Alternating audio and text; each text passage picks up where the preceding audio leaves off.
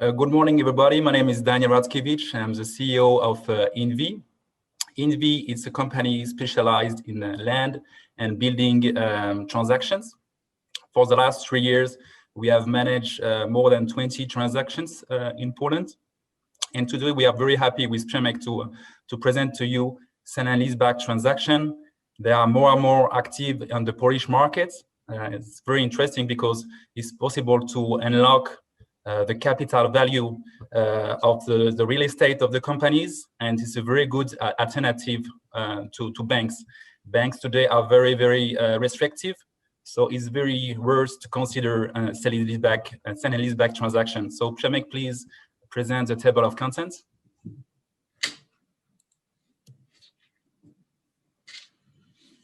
Hello, everybody. Would like to briefly start with our introduction of the sale and leaseback process, present major steps of the transaction, explain it on data figures so you can ask the question and we'll treat it as an exercise. Thereafter, I will present the benefits for the selling company, so the seller, and try to explain key terms and abbreviation used with regards to sale and leaseback. Some of them might be new, but in majority they are similar to the ones used in investment market. At the end, would like to present an overview of the market in EMEA region, so Europe and Middle East, and a few case studies from Poland and Europe. So a few words about our team. Daniel Radkiewicz is the CEO of INVI with more than 14 years of experience in real estate residential development. In Poland, Daniel worked as a manager and director in Bouygues and Yareal Polska. We've got similar education experience. We both were studying in Schema, so it's in Lille, and in Krakow University of Economics, previously known as Akademia Ekonomiczna. So similar background, similar certificates, the same passion. Exactly, and Przemek is one of the best experts in sale and leaseback transactions in Poland. He has a very good practice of this kind of transactions and in investments generally in Poland. He worked for a bank called Leaseback, but he also worked in other parts of the investment process, working for a big advisory company like Johnson LaSalle and Cushman, and working also for PwC. And he worked also on the investor side, working for General Electric Capital Real Estate. So he will be able to present you all the details about the sale and leaseback transaction today. Don't hesitate to put some question on the chat, and I will ask Przemek some additional information about these topics. Okay, so we would like to focus on two aspects. So it's real estate and sale and leaseback. We will not discuss leasing of equipment, cars, and other stuff. So we'll be purely on real estate, commercial real estate production and offices mainly. And the structure is, as we can simply read very easily, sale and leaseback. So there are two steps. It's the sale of the asset, in this case property, and lease it back by the company who was the previous owner and becomes the tenant. So it's quite a simple structure, and we'll, in the next slides, we'll discuss the main steps and the approach how to do it. Sale and leaseback can, the subject or the, let's say, asset for sale and leaseback generally in the world, it can be all type of assets. In the Western countries, it's dominated by retail, while in an office, while in Poland it's mainly a warehouse production and growing interest from office sector. Today, just to complete what Przemek is saying, today we are working for fans, and they are mainly looking for industrial production, fabrics, logistics, and office for sell and leaseback. Yeah. So the first, so when we have found the seller, so this company producer, for example, of some furniture or cars, as having production facility or warehouse or some office building used for the main administration purposes. So it's HQ, and decides to unlease, sell the asset to the fund. And the first step here is when we identify and agree on a subject property, the seller signs the contract with the buyer, so the investment fund, and here we have to determine what's the market value of the real estate. So usually it's we have to go through the process of valuation. It can be done first between the seller and the buyer, so they agree the market value, and it has to be verified by the external appraiser. So one, for example, with RICS standard here, one of the valuers. Why it's crucial here? Because the buying company, the fund, will also use bank financing to partially to finance the acquisition, and the same obligation will be from the bank in this case. Yes, but the major transaction is done between the seller, so the company selling the asset to the buyer for 100% of the market value. So when we look on the figures, so let's imagine we've got a company, a production facility, and it's having the asset with two components, warehouse and offices. So in total, 12,000 square meters, and the buyer and the seller agree the market rent for the valuation, and it's also important that the agreed rent will be subject to the lease contract. So first we have two components here. Okay, so we've got warehouse and office. Both parties agree on a rent and agree that per annum it will be 780,000 euros. And when this amount is agreed by both parties, we assume that there are no extra costs related to the transaction, so there is no shortfall. And there's next step, quite important, agreed cap rate. So depending on the asset transaction location and several other factors, it might be 8, 9, 7, or even lower, depending on the several factors. Yes. So finally, when we have agreed market value between both parties and agreed yield, so the market value of the property, it means that the company, the seller, will receive or sell the asset for that amount. Yes, but in the same time will oblige himself to pay 780,000 per annum of rent. The cap rate, in fact, is depending on three things. First thing is the location and the quality and the quality of the real estate. And second thing is the credibility of the future tenants. So in fact, the financial solidity of the future tenant, this is very important for the funds.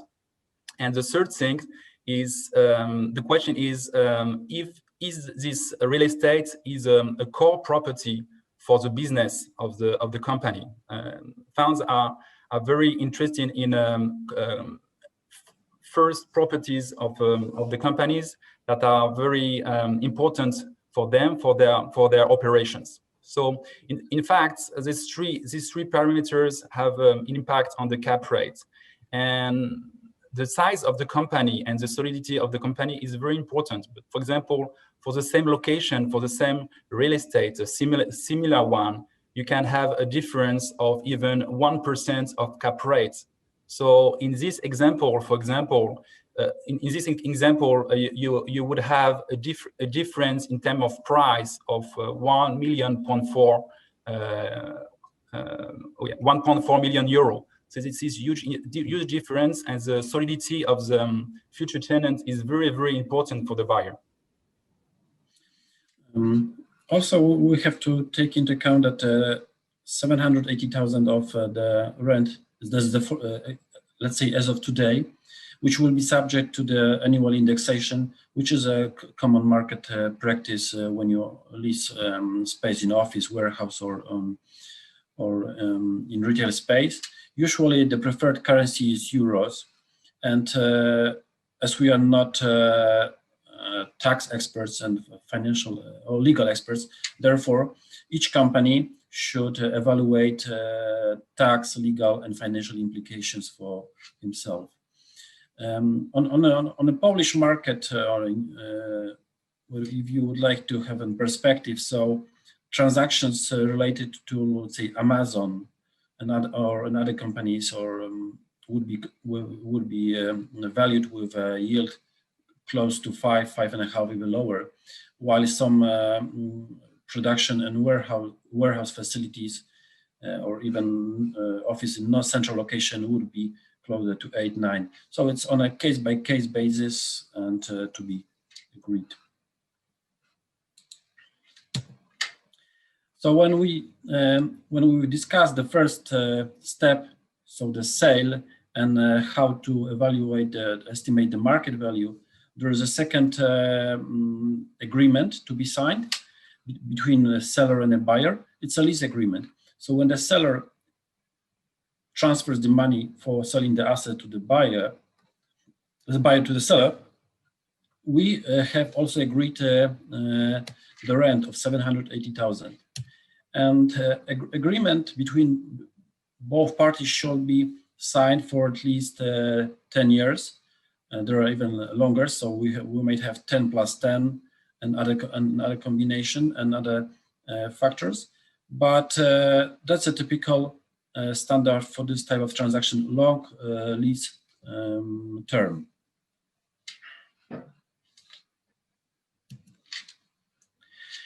And that's a calculation and the approach from the buyer and seller's point of view.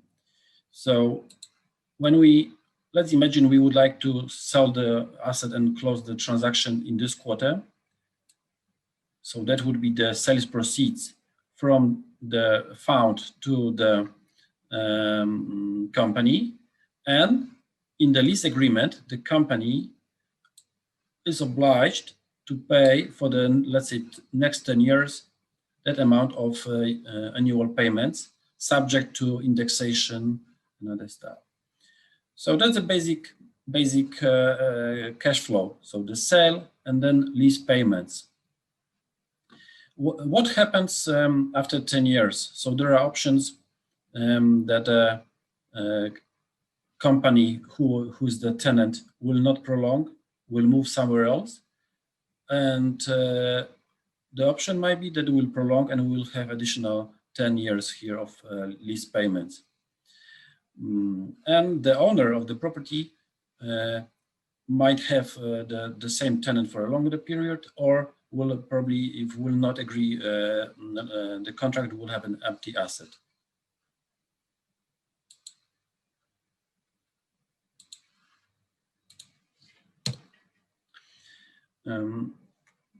That's a common abbreviation used for the investment market and also in sale and leaseback, triple net lease. So it means that both parties have to agree what's the base rent to be paid by the tenant to the owner. So from let's say from the investor point of view, the buyer, he's more focused on the base rent here, That's the money he will receive to his pocket. It's 780,000. But on top of that, there are other components related to the property, like utilities, taxes, and security insurance, also obligatory when you have an asset. And these amounts depend either on a government or the local municipalities establishing the taxes, or in some cases where when we have security or insurance, that's a market quote.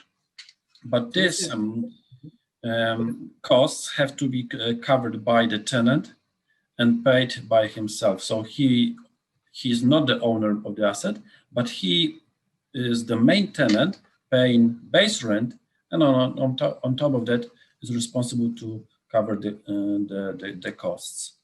And then the base rent goes to the account of the investor, the buyer. This is very important because all the maintenance and the repair costs are on the seller and future tenant side.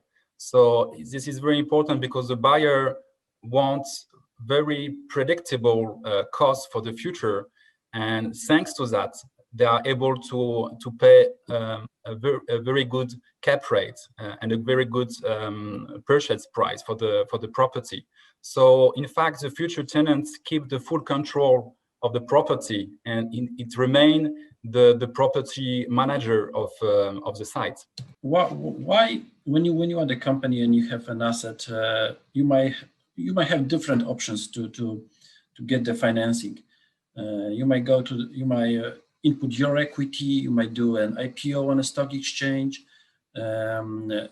invite other shareholders, go to the bank for financing, and sale and leaseback is one of the options, but it's available for companies having the asset. So if you don't have a real estate on your balance sheet, or it's owned by some other entities, it's not an option for you. But when you meet these criteria, we'll discuss briefly the advantages for you as a company.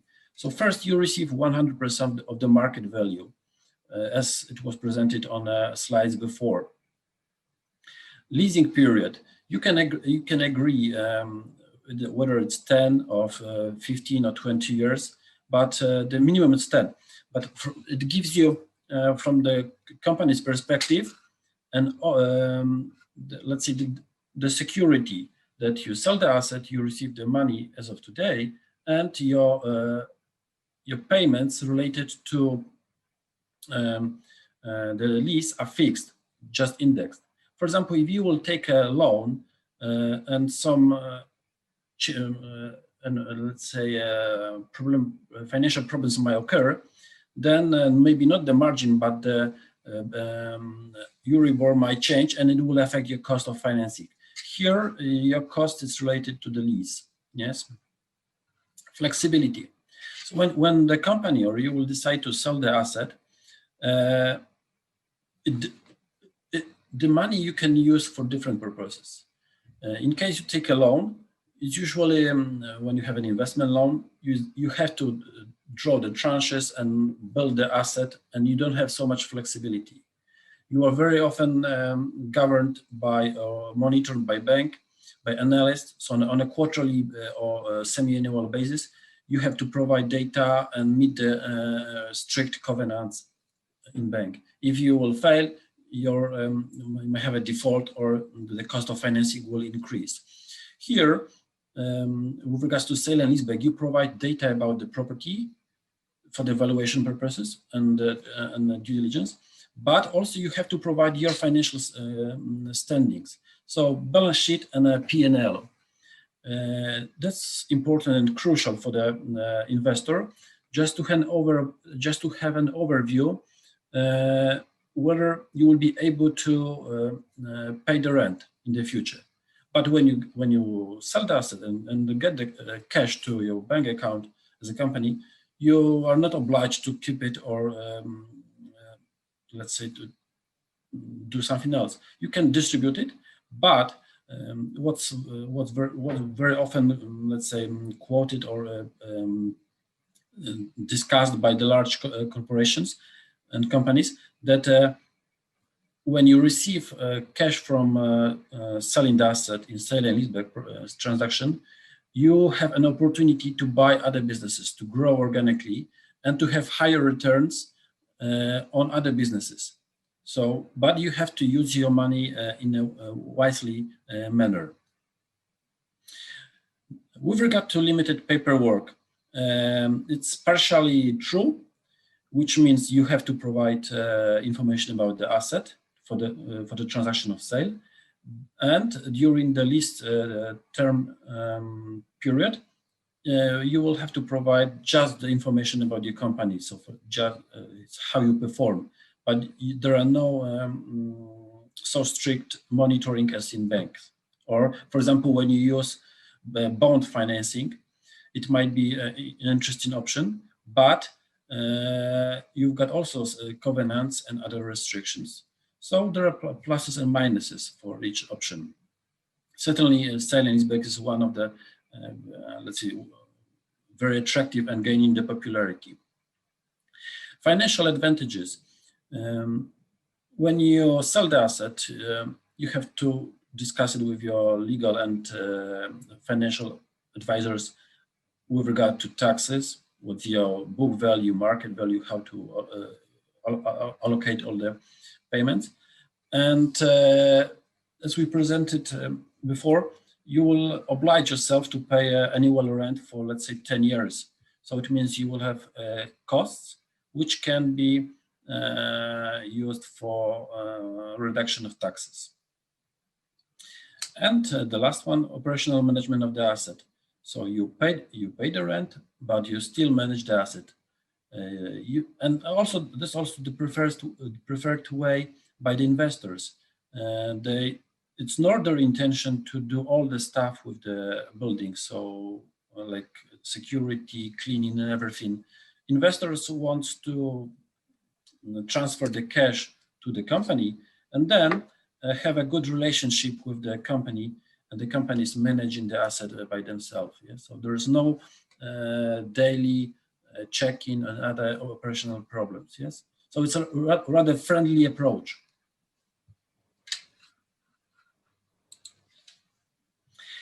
Major terms for sale and leaseback.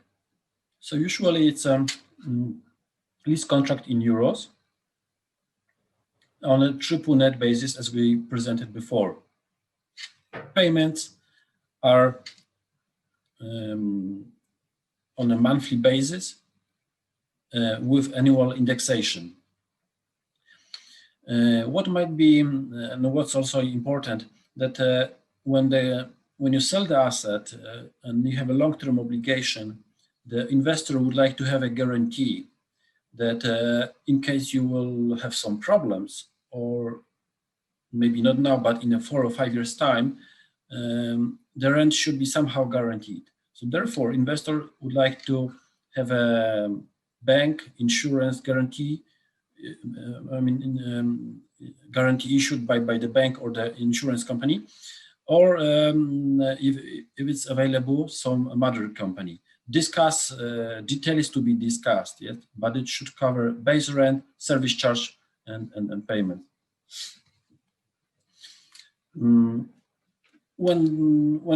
the value is agreed for the sale and the lease, and there are no major problems, then the exclusivity is granted, and the buyer can proceed with due diligence. So depending on the asset, you do maybe a longer or shorter time period, but you have to check the ground, you have to check the building, and to check all the papers related to property. So it's like normal transactions here. So we've discussed the steps, why it's attractive option for financing, what are the terms. So now we can have a look on the sale and leaseback in other countries in EMEA, so Europe and Middle East. When we look on a graph on the left-hand side. So within the last decade, the value of transaction has almost doubled from over 10 to 20 billion. It was driven by large corporations. For example, they have several real estate portfolios, and they decided to dispose their buildings. So, for example, office in Paris, office in London, or for example, you got some retailer having 10 DIY stores or 10, 20 or 100 supermarkets. So there is an interest, a growing interest from the companies to unlock the value and to have a cash for business operations. So that's an interesting alternative, both when the market is going up and it's going down. It depends on your approach, how you will use the money proceeds and what's your business plan. So on the right-hand side, the same volume, but shown by sector. In all of them, we see significant increase, yes. Probably the highest is in industrial and logistics, which is becoming more and more popular all over the world. And but the dominating is still office, yes, driven by a market like London and Paris, Berlin mainly. And within last decade, the number has almost doubled. Yes. So we have more and more companies interested in these options of financing or releasing capital. And we see the new markets, new countries are entering these options. And what I mean here, it's like Sweden, Norway, Netherlands, and Poland. But so far, it has been dominated by the large ones like UK, Germany, and France.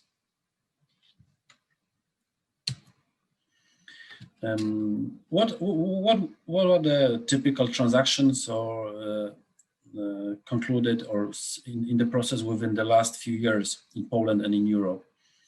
The first one, it's a macro. The decision was done in the German headquarters just to select the assets. So the company reviewed the entire portfolio, selected a few assets, and then appointed the advisor and decided to sell the assets in Central Europe. The same transaction was done previously, probably 2 years earlier in Spain. Yes. In Poland, Metro sold 5 assets. One of them was, for example, the one on Jerozolimskie. Yes. And the buyer was Austrian fund for 250 million. That's second example. So we have a retail transaction. And the next one is quite recently concluded by Corum Asset Management and, in Warsaw, in Mokotów. And we have also 10-year lease contract. As I recall, the Metro also signed 10 years plus 10 years. Yes, so that was the requirement. And in both cases, we've got one tenant, reputable tenant on a long-term lease. VP Carey was in discussions with OBI, German retailer, and they did a similar sale and leaseback transaction in other countries. So it was like entering Polish market, but with the experience of doing the same transaction probably in Spain earlier on. And it was a mix of retail stores and offices. Gramercy US fund acquired assets in a transaction in Poland and in Netherlands 5 years ago. In case here, the transaction, as I was checking today, it's still not completed, but for person interested in Formula One, you know Ferrari, you know Honda, and McLaren. So it's one of the most reputable companies, and they specialize in racing cars, so Formula One and fast cars for let's say normal users. And that's their headquarters and a production facility in the UK. The companies, because of COVID, was not able to meet all the financial obligations for this year. Therefore, they were asking for some equity injection from the Middle East investors, but also there was an option to sell the asset. So one of the companies was appointed as an agent for this transaction as the value of 200 million pounds. And the company wants to sell production facility, design facility, offices, showroom here. Just to let you know that they McLaren already sold us their cars which are here. So they are trying to get as much cash as possible from different sources. So when we have seen these case studies, so it's very flexible option of financing. Either you have a showroom, production facility, retail, you can proceed with the transaction.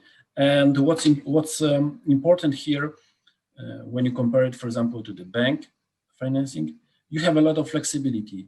You can discuss about the lease term, you can discuss the lease conditions, you still are in the asset, you are managing the asset, and it's a friendly, let's say, friendly but a business cooperation with the fund. Yes, you are dealing one-to-one with one party. And there are a lot of other companies who did this kind of transaction in Poland. Przemek mentioned four transactions, but we can mention also other one with big companies like Danone, Orange, Philips, Inalfa roof systems, or Greenyard. So the sell and leaseback are more and more active in Poland, and there are funds looking for this type of transactions in the country. In total, for the last 15 years, if we make the sum of all the sell and leaseback transactions in Poland, we have more than 1 billion euro of transactions. So it's more and more active, and the big companies are willing to change their policy. They don't want to be focused on their real estate. They want to be focused on their operations, and they want to release the cash from their properties. Are there any questions? And there is one question about the risk linked with sell and leaseback, Przemek. What are the risks for the future tenant? Because some companies have their fabrics, and they have total control of their facilities, and they are afraid of losing their properties. And are there some risk linked with leasing agreements? So it also depends what's your type of business. When you have light production and you don't have so much equipment, and you are not in a complex supply chain, then your option after lease expiry would be easier to relocate somewhere. But let's imagine you have a very specialized asset with a lot of equipment already installed inside, and let's say and you still are owner of this equipment, yes, because you just sell the title to the land and building, but all the equipment inside, you are still the owner. So if your production or your business let's say model is quite complex, sometimes it might not be maybe risky for you. that if you have a 20 years business plan and you provide some, let's say, in steel industry or in other sector, it might be difficult to move out of the asset after 10 years. So it means that that might be the risk for you, but you can mitigate it by negotiating the contract. So you have a 10 years plus 10 years, and you commit to this location or the option to buy back the asset at pre-agreed value or the formula. So on the one hand, you are not the owner, but we have to keep in mind that the future owner's investment is an investment fund. So probably in a few years' time, will decide to sell it. So you might have a different owner. The market is changing, but there are ways and options to secure your position here. And what happens? There is another question. What happened after the end of the lease? What happens and how it looks like after 10 years or 15 years? Some companies also are interesting of longer lease, like 30 years. What happened, Przemek, in this kind of situation? When we look here, for example, on a retail example, you are, let's say, some furniture retailer, and you want to put the asset in a sale and leaseback transaction. So after 10 years, your lease expire, and you got other option to prolong, or you have to look for some other location. Yes. Carolina, we have Remigiusz who wants to ask one question, I think. Hello to everyone. My name is Remigiusz Pilikowski, and my question was about the term and how the landlord as well as the buyer are constituting the term, the lease term. So briefly, you explained that question to me already. So thank you. Could you say it a little bit louder, please, Remy? Yeah, I said my question was regarding the what you can call the fair term of the lease term. Well, and so you asked already the question. So my concern was, is this 10 years enough to have the cash flow refund? But we already discussed this question. So I'm happy with the answer. I mean, it's 10 years might be for some companies might be a long time period. For some others, it might be a short one. When we look on the current market environment, 2020, it's totally different, and nobody expected in the business plans last year. But we have to make forecasts and analysis based on my knowledge and experience. Usually, for example, from the bank, when I worked in a credit risk department, so the business plan was for 5 or 7 years time. So 10-year lease gives you a lot of guarantee, and you can always try to prolong it and try, for example, in the year 6, 7, or 8, consider future options, what to do, to stay, negotiate, or to relocate, yes. But when you fix on a long-term contract, it gives you security, yes. So what might be the risk for you, and what might be the potential problem for you, that you sign a contract for, let's say, 10 years plus 10, and the rents go down. So in this case, you are, for example, paying too much. Will it be because you agreed at the beginning at the sale? That's the risk. But if the market rent is increasing, let's say, faster than the one you agreed on a deal of sale, so you are simply gaining, yeah, because you committed yourself at the beginning to have a fixed rent. Okay, clear. We have another question, Przemek, about the main differences between a sell and leaseback and bank loan. why companies are considering today sell and lease back instead of traditional bank loans? So this might be quite a different approach, because let's imagine in both cases you have an asset, yes, and you want to have financing. So in bank, you will not get 100% of the value. You will have, let's say, 50, 60 or 70, depending on the asset. In bank financing, you will still be the owner, but you will have to repay the loan and to pay the balloon payment, let's say in year 5 or year 7. In sale and leaseback, you receive a lot of cash, 100% value as of today, but you are not the owner. So there are pros and cons of both options.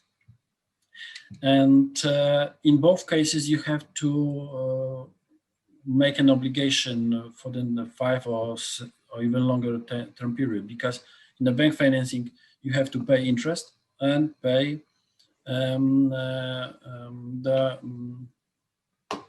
repay the loan, while in the sale and leaseback you pay the rent payments. Rent payment in sale and leaseback is fixed, just indexed, while, for example, in bank financing, the component of market rate, so in Euribor, might change significantly. At the moment, the financing is the cost of financing is quite low when you look on the base rent, but it might change in the future. Also, it's important to look on both options with legal and financial advisors to check whether you have any extra obligation or any others individual preferences which might be available or not available for you. All right, thank you very much, Carolina, for the invitation. Thank you, Przemek, for your analysis. And we really encourage the company to contact us to analyze real estate and to make some financial simulations. We have already a lot of sell and leaseback transactions under progress. So we are very happy to help you to analyze this real estate and to give you some figures. Thank you very much. Yes, thank you very much. Thank you for your presentation and all the effort you put into preparation of this event. Thank you all for your attention, and I wish you good luck. Dziękujemy. Thank you.